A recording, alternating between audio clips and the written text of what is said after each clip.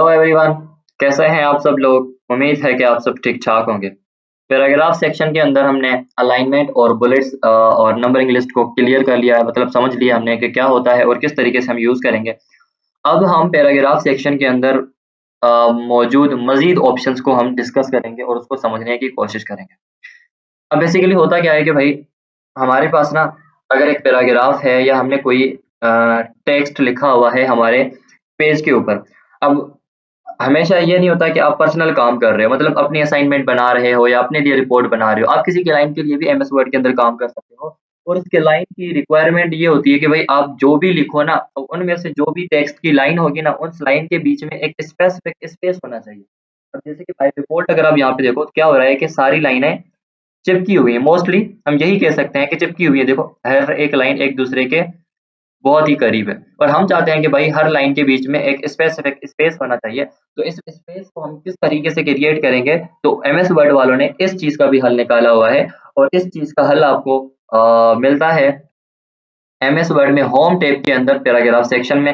Paragraph section में ये जो ऑप्शन होता है आपका लाइन एंड पैराग्राफ स्पेसिंग होता है। इसमें आप अपने टेक्स्ट के अंदर मौजूद पैराग्राफ की लाइनों के बीच में स्पेस क्रिएट कर सकते हो। ठीक है ना। अब आप देखोगे 1.0 का स्पेस कितना बनता है, 1.15 का कितना बनता है, 1.15 का कितना बनता है, 2.5 का कितना बनता है और 3.5 का कितना बनता है। आप इनमें से कोई भी अप्लाई कर सकते हो। ठीक है ना। अब पूरे के पूरे पैराग्राफ पे अगर आपको अप्लाई करना है तो आपको क्या करना पड़ेगा, सबसे पहले पूरे के पूरे मतलब टेक्स्ट को सेलेक्ट करना पड़ेगा। सेलेक्ट करने के बाद यहाँ पे अपनी रिक्वायरमेंट के हिसाब से कोई भी स्पेसिंग ऑप्शन आप चूज कर सकते हो। ठीक है ना। जैसे कि अगर मैं 1.0 करूंगा तो ये बिल्कुल ही करीब आ जाएंगे। ठीक है ना। 1.5 में थोड़ा स्पेस और बढ़ जाएगा, इसमें और बढ़ जाएगा। यहाँ तक बात समझ में आई। आप अपने इस टेक्स्ट के अंदर स्पेसिफिक रिक्वायरमेंट के हिसाब से आप यहाँ पे जनरेट कर सकते हो, स्पेस जनरेट कर सकते हो। अच्छा, बाज़ औक़ात क्या होता है कि भाई आपने स्पेस दे दिया है, अब इस स्पेस को अगर तो आपने रिमूव करना है तो आप यहाँ पे कर दें रिमूव स्पेस आफ्टर पैराग्राफ। अब ये पैराग्राफ के बीच का जो स्पेस है ना उसको रिमूव करेगा, लेकिन अगर जो लाइनों का था उसको रिमूव करना है तो 1.5 पे लगा दें और ये आपका नॉर्मल सा वो बन जाएगा। अगर इससे भी आप समझ रहे हैं कि मेरा जो टेक्स्ट है वो नॉर्मल नहीं बना है, तो आप कंट्रोल ए करके यहाँ पे जो नॉर्मल का ऑप्शन आता है इस पे क्लिक करें तो आपका बाय डिफ़ॉल्ट पूरा का पूरा जो टेक्स्ट जनरेट होता है बिल्कुल उसमें चला जाएगा। अब अगर इसके बाद आप स्पेसिफिक स्पेसिंग वगैरह देना चाहते हैं तो ये दे सकते हैं। ठीक है ना। अच्छा, अब उसके बाद क्या है कि आप देखोगे ना ये पैराग्राफ और ये पैराग्राफ, इस पैराग्राफ के खत्म होने के बाद ये जो पैराग्राफ स्टार्ट हो रहा है इसके बीच में मतलब लाइनों के अलावा जो है ना अलग सा डिफरेंस है, बहुत ही ज्यादा स्पेस है। आप इसको भी खत्म कर सकते हो सेलेक्ट करके यहाँ पे क्लिक करो और रिमूव स्पेस आफ्टर पैराग्राफ जो लास्ट में ऑप्शन आ रहा है इसको आप क्लिक कर सकते हो। समझ में आया आपको। ठीक है ना। अब इसको अगर प्रॉपर तरीके से सारे पैराग्राफ को खत्म करना है तो यहाँ पे जो है ना आप क्या करें, अपने कर्सर को जो पैराग्राफ फर्स्ट वाला एंड हो रहा है वहां पे रखें और डिलीट प्रेस करेंगे तो आपका जो नेक्स्ट पैराग्राफ स्टार्ट हो रहा था वो वहां से अपना खत्म होके यहाँ पे स्टार्ट हो जाएगा। इस तरीके से हर पैराग्राफ को आप कंबाइन कर सकते हो by putting cursor and pressing delete button.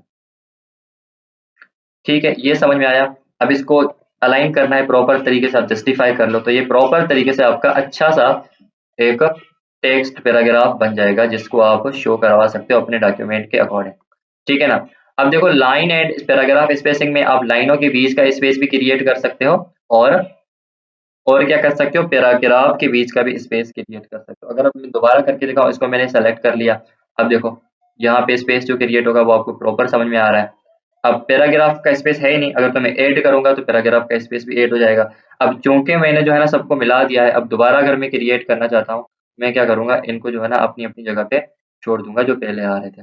ठीक है ना। तो पहले एग्जैक्ट तो नहीं आ रहे लेकिन हम 4 कर देते हैं इसमें से। देखो ना, अब स्पेस ऐड हुआ है तो मुझे रिमूव करने को कहेगा और पहले ऐड नहीं हो रहा था तो मुझे क्या करने को कह रहा था, रिमूव करने को कह रहा था। अब इसमें हम जो है ना ऐड स्पेस बिफोर पैराग्राफ मतलब देखो ना, अगर मैं इसको हटाता हूँ तो मेरा जो पैराग्राफ स्टार्ट होगा बिल्कुल यहाँ से होगा। अब देखो मैं इसको बैक स्पेस करूंगा तो ये और ऊपर चला जाएगा। अब अगर इसको मैं सेलेक्ट करके फिर से जो है ना क्या करूंगा, रिमूव स्पेस करूंगा तो ये थोड़ा सा ऊपर टेक्स्ट चला जाएगा। मतलब हर पैराग्राफ के स्टार्ट में थोड़ा थोड़ा स्पेस हो जाएगा और रिमूव स्पेस आफ्टर पैराग्राफ हम भी कर सकते हैं। ठीक है ना। आई होप कि आपको लाइन स्पेसिंग और पैराग्राफ स्पेसिंग के कॉन्सेप्ट का पता चल चुका है। अच्छा, अब हम जो ऑप्शन पढ़ेंगे वो ऑप्शन है शेडिंग का। किसका ऑप्शन है? शेडिंग का। अब हमारे पास दो ऑप्शन ऐसे हैं जो कि थोड़े बहुत सिमिलर लगते हैं। एक ऑप्शन है शेडिंग का जो कि पैराग्राफ के अंदर है, और दूसरा ऑप्शन है टेक्स्ट हाईलाइट कलर का जो कि फॉन्ट के अंदर है। अब दोनों को आप अप्लाई करके देखो, फिर आप इसको समझने की कोशिश करो। अब मैं इस पूरे के पूरे पैराग्राफ को सेलेक्ट करता हूँ और इस ऑप्शन को प्रेस करता हूँ, ठीक है ना। उसके बाद अब मैं क्या करता हूँ, इस पैराग्राफ को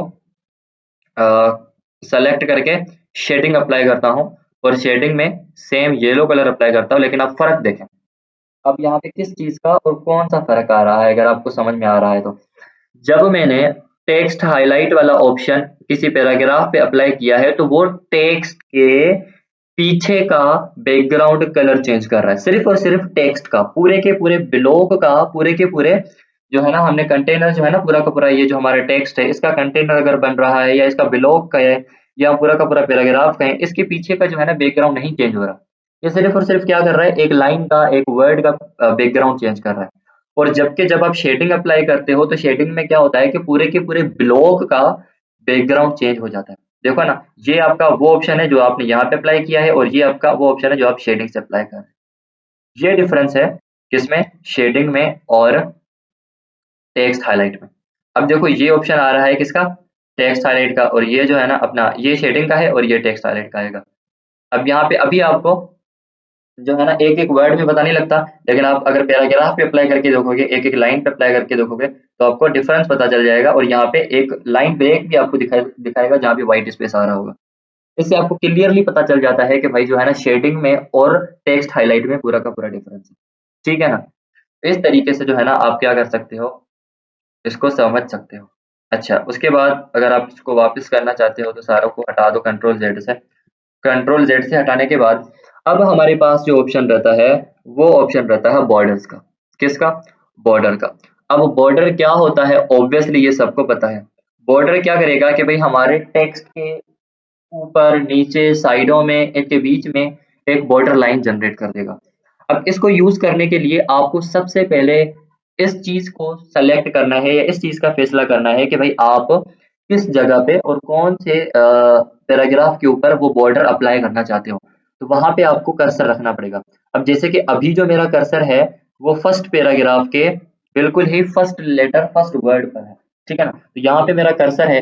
अगर मैंने कर्सर को यहाँ पे रखा है और उसके बाद में यहाँ पे आके बॉर्डर को क्लिक कर रहा हूँ और बॉटम बॉर्डर करूंगा, तो मेरा जो बॉटम बॉर्डर बनेगा उसी पैराग्राफ के बॉटम में बनेगा। अगर मैं टॉप करूंगा तो उसी पैराग्राफ के टॉप में बनेगा। अगर मैं लेफ्ट करूंगा तो उसी पैराग्राफ के लेफ्ट में, और राइट करूंगा तो उसी के राइट में बनेगा। अगर नो बॉर्डर करूंगा तो बॉर्डर नहीं बनेगा। अगर ऑल बॉर्डर करूंगा तो ये ऊपर नीचे जो है ना, दाएं बाएं, सारा का सारा उसी पैराग्राफ के साइड में बनेगा, ठीक है ना।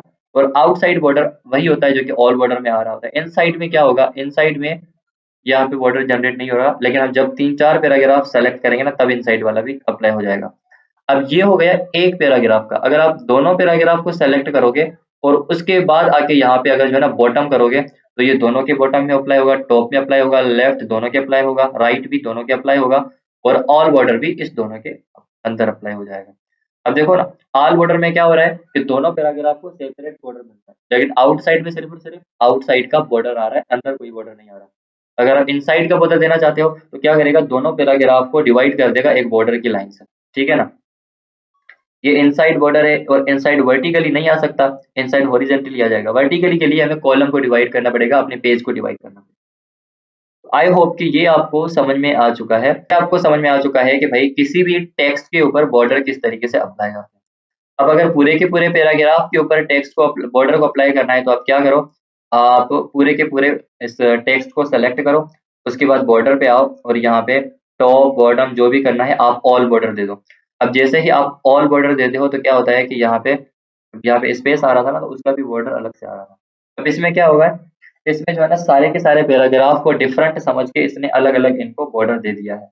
अब अगर हम देखें तो भाई इस बॉर्डर को हम चेंज भी कर सकते हैं, इसकी ग्रिड लाइंस को, अगर तो हमें इसका ऑप्शन मिलता है। अच्छा, इसका ऑप्शन नहीं मिल रहा हमें, ठीक है ना। हम सिंपली इस पे जो है ना बॉर्डर अप्लाई कर सकते हैं।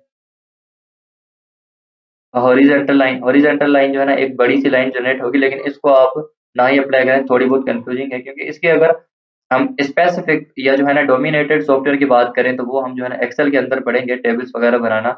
या हमारे पास यहाँ पे इनसाइड में भी एक टेबल का ऑप्शन आता है, इसके अंदर भी हम प्रॉपरली टेबल को बनाना सीखेंगे। फिलहाल जो है ना आप अपने पैराग्राफ या टेक्स्ट के जो है ना ऊपर या उसके ओवरऑल टेक्स्ट के ऊपर किस तरीके से बॉर्डर अप्लाई कर सकते हो, ये आपको देखना है। अच्छा, एक और मजे की चीज ये है, तो आपने अगर इन पे या जो डिफरेंट डिफरेंट टाइप के ये जो पैराग्राफ हैं, इस पे आपने क्या कर दिया, बॉर्डर अप्लाई कर दिया, तो इसके आप शेडिंग अप्लाई करोगे ना, तो वो भी प्रॉपर तरीके से आपको दिखेगी। देखो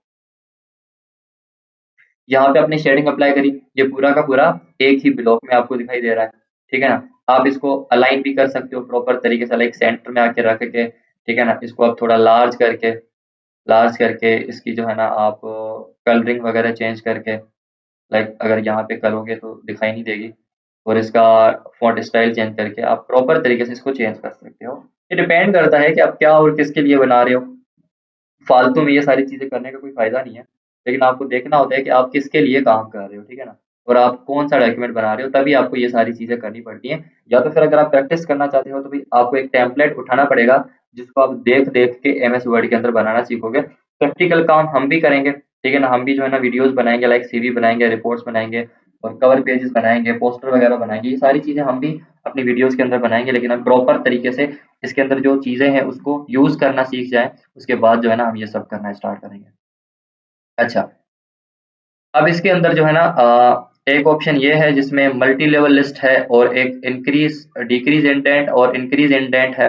उसके बाद असेंडिंग सॉर्टिंग है जिसमें असेंडिंग और डिसेंडिंग ऑर्डर होता है, और उसके बाद यहाँ पे आता है शो एंड हाइड। इस सारे के सारे ऑप्शन को हम जो है ना नेक्स्ट वीडियो में कवर करते हैं, क्योंकि फिलहाल ये वीडियो बहुत बड़ी बन गई है। एंड आई होप कि आपको ये जो है ना सारे के सारे ऑप्शन समझ में आए हैं।